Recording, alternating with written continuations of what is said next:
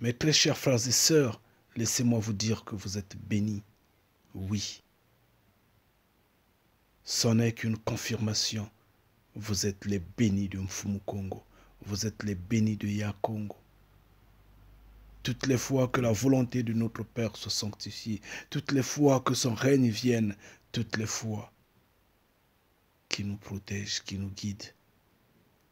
Oui, qu'il fasse de telle sorte que nous nous levons fermement, droit devant sa face, droit dans ses commandements, dans ses ordres, dans ses ordonnances, pour que sa grandeur se manifeste, pour qu'il soit glorifié.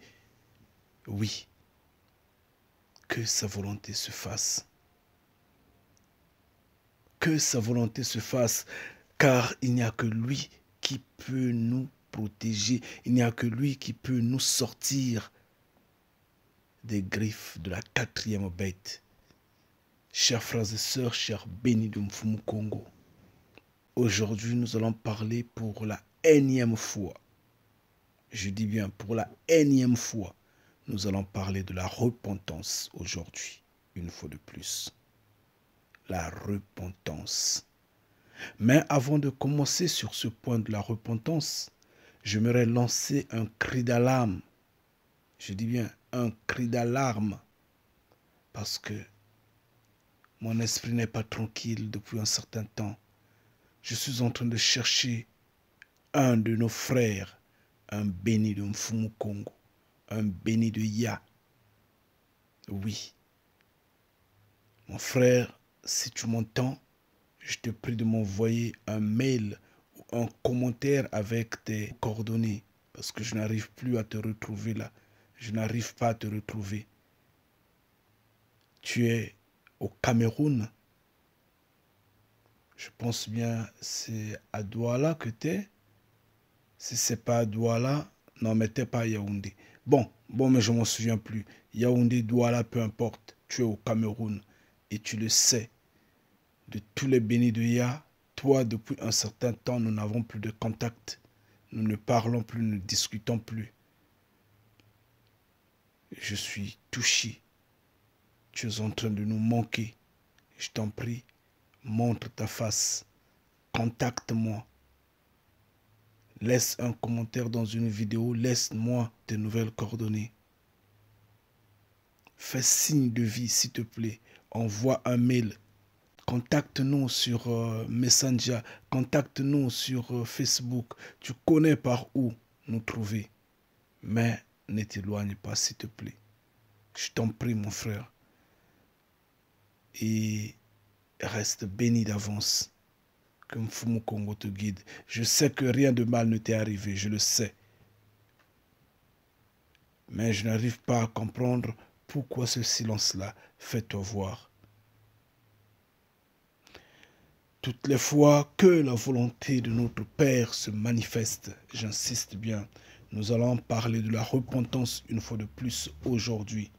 Oui, nous allons dans Luc 16, nous le commençons au verset 1. Je vais le lire au nom de Mfumu Kongo.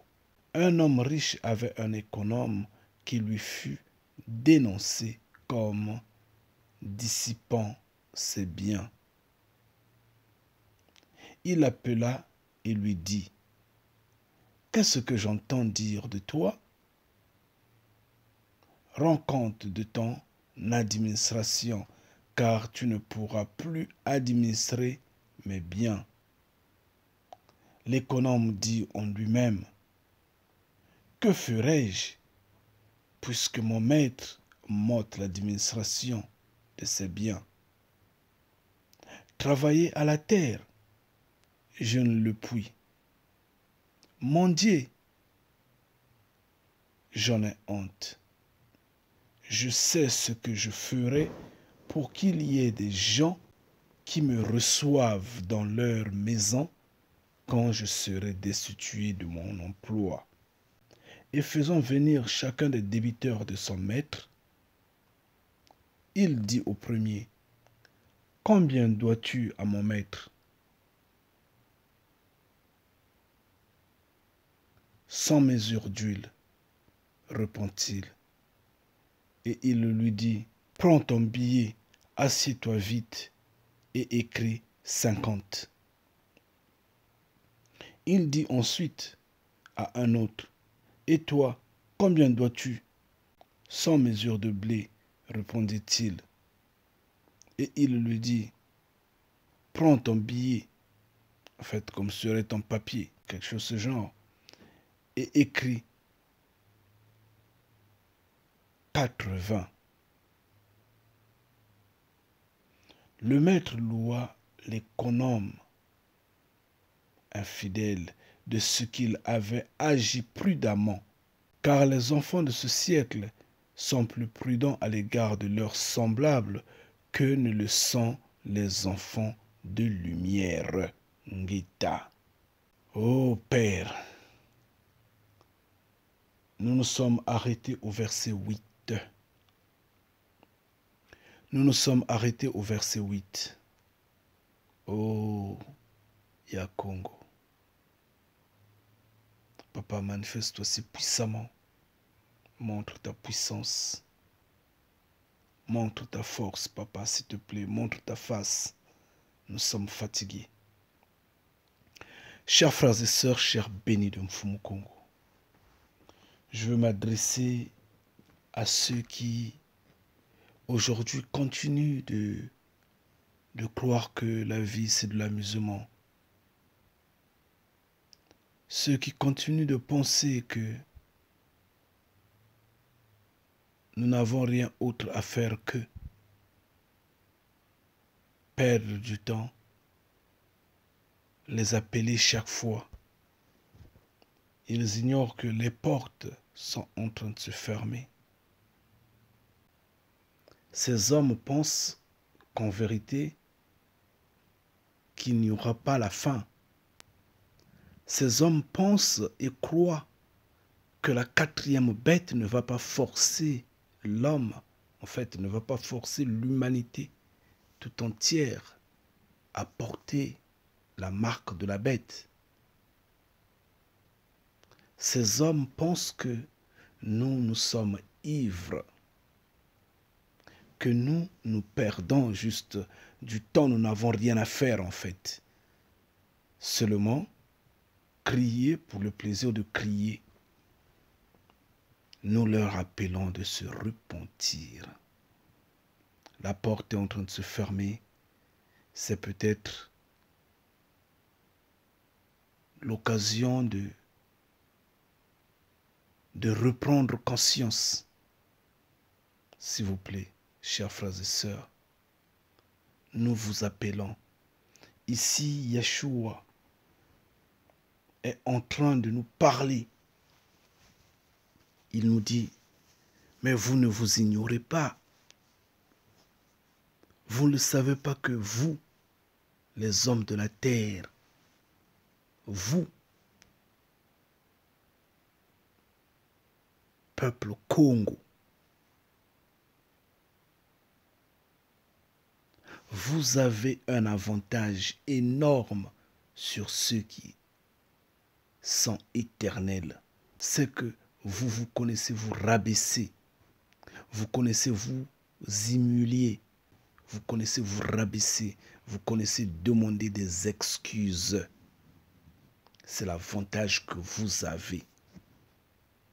Au lieu de porter, de continuer de porter les mèches, les tissages, les perruques, au lieu de continuer de décaper la peau, au lieu de continuer d'aller juste dans des anniversaires, dans des fêtes, dans des réunions politiques, dans des meetings politiques, au lieu de continuer juste de courir derrière X, Y, Z, bien sûr, dans la prostitution totale, dans l'impudicité, dans ce rythme à glorifier ce système de choses. Je vous en prie, repentez-vous. Débarrassez-vous de tout ce qui est habit étranger, étranger à votre corps, bien sûr. Vous étiez né nu. Vous étiez né nu sans avoir une charge sur votre corps. Le reste de tout ce que vous portez, de tout ce que vous les avez pris dans le monde. La marmaille des amis que vous avez, ces fréquentations qui vous égarent, vous les avez pris dans le monde. Mais essayez de prendre conscience, repartez dans la solitude totale, réfléchissez si réellement, en étant en compagnie de tout ce qui vous entoure, vous avez la vie éternelle. Vous êtes prêt à gagner la vie éternelle. Essayez de réfléchir. Mais ici, Yeshua nous dit, vous avez cette capacité de vous rabaisser. Cet intendant-là a trouvé, rassemblé tout ce que ses clients devaient à son maître, allait être une messe à faire. Il a trouvé bon de réduire les dettes. Il leur a réduit des dettes. Donnez-moi seulement la moitié de ce que vous devez, que moi je justifie seulement auprès de mon maître. Et le maître était content, l'a reconduit dans ses fonctions, l'a donné la grâce de survie. Mais justement, cet économe-là, cet intendant-là, c'est vous, chers frères et sœurs, c'est vous les hommes de la terre, c'est vous les Congos, c'est vous les hommes de nation, c'est vous qui ne connaissez pas Mfumu Kongo. Parce qu'en fait, il n'est pas trop tard. Repentez-vous. C'est lors que les religieux devraient s'en rendre compte que les religions ne sont venues que du monde. Les religions ne sont venues que des nations. Les religions ne sont autres qu'un système au service de la politique, au service du diable, juste pour vous égarer. Il n'y a que mensonge là-dedans. Courez après les pasteurs, courez après les prêtres, vous n'allez rien gagner. Ça, au moins, vous devrez le comprendre. Aussi simple que cela soit, repentez-vous. Saisissez cette occasion, de cette capacité, de ce pouvoir que nous avons, nous les hommes de la terre, étant mortels, nous sommes faibles, nous avons des limites, nous nous rabaissons, nous pleurons, nous exigeons, en fait, nous sollicitons de l'aide, contrairement à ceux qui sont éternels, parce que eux, ils ne font qu'en entier, or que nous, nous faisons en moitié. Et en faisant en moitié, nous sommes insuffisants, nous sommes faibles, nous sollicitons de l'aide. Or, eux, ils ne font que en entier et ils sont orgueilleux, ils sont rationnels, catégoriques. Donc, quand ils décident quelque chose, ils reculent jamais. Ils reculent jamais et ça fait qu'ils ne soient pas flexibles, alors que nous, nous sommes flexibles. Donc, nous avons cette chance-là de nous repentir. Repentez-vous, s'il vous plaît. Essayez de comprendre de quoi nous sommes en train de parler, nous, les bénis de Mfumu Kongo. Toutes les fois, nous vous parlons de ce qui était Sodome et Gomorrhe, qui a donné juste 3 survivants. Nous vous parlons du déluge qui a donné juste 7 survivants. Nous vous parlons de nos ancêtres dans le désert qui ont donné que 2 survivants. En fait, 2 d'entre eux qui sont arrivés sur la terre promise. Toutes les fois, nous sommes là, nous vous les rappelons. Mais à ces époques-là, il y avait des millions des êtres vivants sur terre, peut-être des milliards. Et où est la différence entre ce temps et celui-ci? Si l'on ne fait pas attention, l'on va également revivre les mêmes choses. Montez dans la navette de la repentance, nous vous prions. Jetez tout ce que vous avez qui vous encombre Prenez conscience, revenez dans ses pieds, parce que vous êtes parti de ses pieds. Revenez dans sa maison. Humiliez-vous. Demandez pardon. Changez. Que le Créateur vivant s'en souvienne de vous. C'est ça, ceux qui sont éternels, les hommes qui vivent dans les cieux. C'est pourquoi Yeshua dit, les enfants de lumière. Ils savent qu'ils sont éternels. Et ils n'ont rien envié à ceux qui sont déjà éternels. Parce que tous, ils sont éternels. Alors, quand ils prennent des décisions, ils ne reculent pas. Donc, il n'y a pas d'excuse, quoi, pour eux. Ils ne peuvent pas se rabaisser. En fait, c'est pourquoi vous verrez que le long de la Bible, le long de notre histoire, comme au temps d'Enoch, son livre va vous expliquer, va vous démontrer comment les Elohim qui s'étaient rebellés contre le Créateur vivant se sont radicalisés. Ils n'ont pas été flexibles. Non, pas du tout.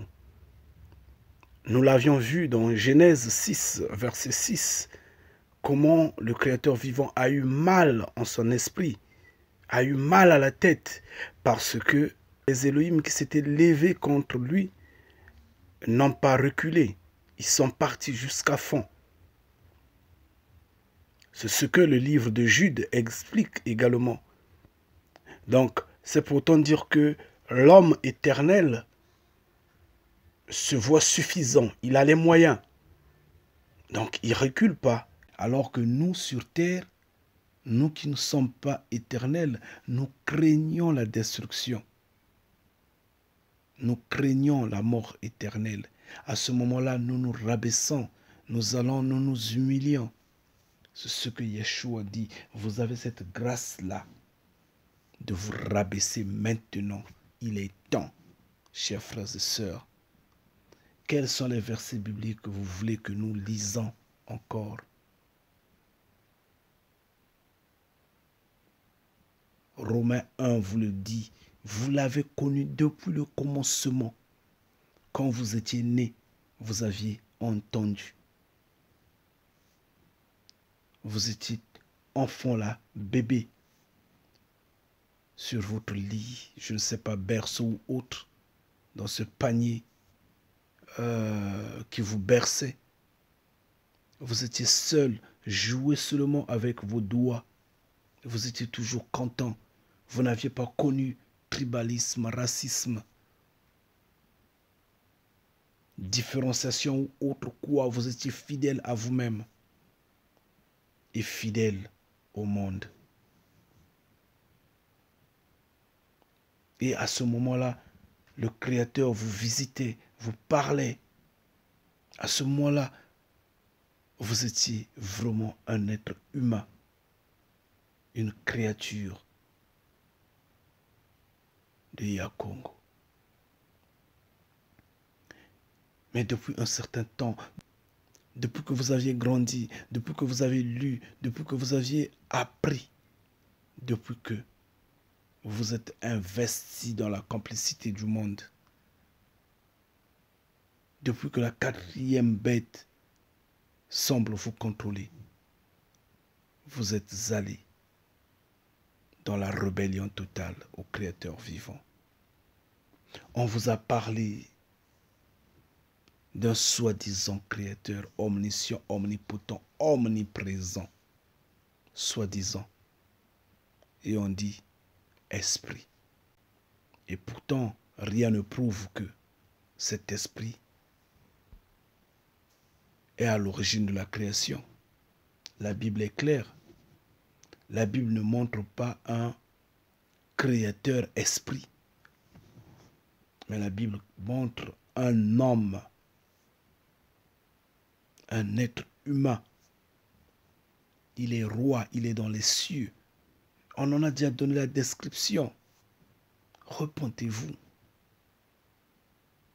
On vous a donné un messie imaginaire également. à la peau blanche, cheveux lents, yeux bleus clairs. Mais le Messie n'a jamais été blanc. Il était noir. Il est né en Afrique. Justement, en Afrique, sur la terre Congo. Et c'est de la terre Congo qu'il est parti pour les cieux. Et les nations le savent. Ceux qui ne le connaissent pas, c'est vous. Vous, le peuple Congo.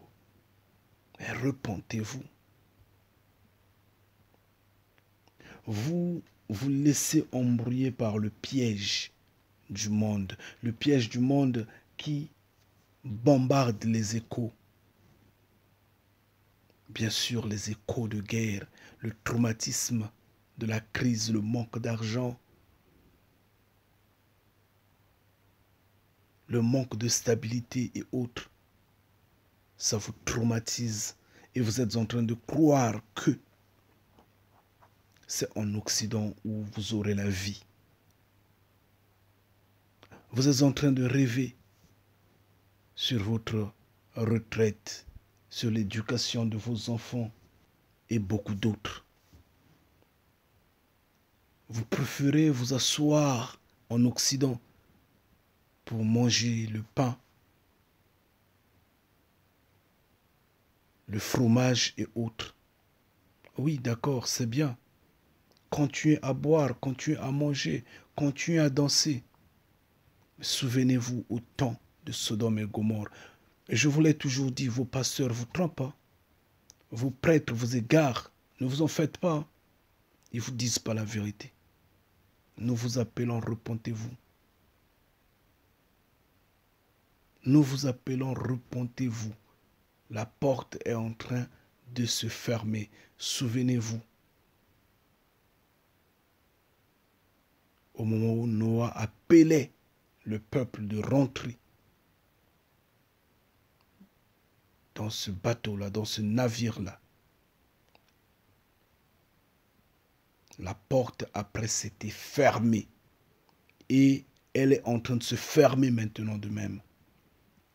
Nous vous appelons à la repentance. S'il vous plaît, chers frères et sœurs, levez-vous, repentez-vous. Rejoignez les bénis de Mfumu Congo, les bénis de Ya. Nous sommes là, nous sommes debout. Nous appelons notre Père dans l'harmonie totale et nous vous appelons, nous vous fortifions de nous rejoindre. Chers frères et sœurs, chers bénis de Mfumu Congo, soyez fermes, ne reculez en aucun cas. Tous ceux qui sont en train de s'agripper en Occident, ne vous en faites pas. Yah vous a déjà montré la terre. La terre est au-delà des fleuves d'Éthiopie. Si vous êtes de Yah, vous allez bouger, hein, vous allez rentrer. Hein. Tous ceux qui vous maintiennent en Occident, Yah va les bousculer. Yah va mettre de la maison dans votre corps. Oui, il va vous tirer. Vous allez rentrer. Oui, il va vous pincer. Lui-même sait ce qu'il va faire. Il va vous secouer, il va vous frapper, de telle sorte que les mots difficiles arrivent dans vos vies. Les mots difficiles vous perturbent et vous vous en rendez compte au final que le Créateur vivant est là. Et vous allez chercher son visage. Mais faites attention, surtout qu'il ne soit pas trop tard. Je vous en prie, restez bénis. Bénis dans l'ensemble. Et j'insiste, repentez-vous. Ngeta.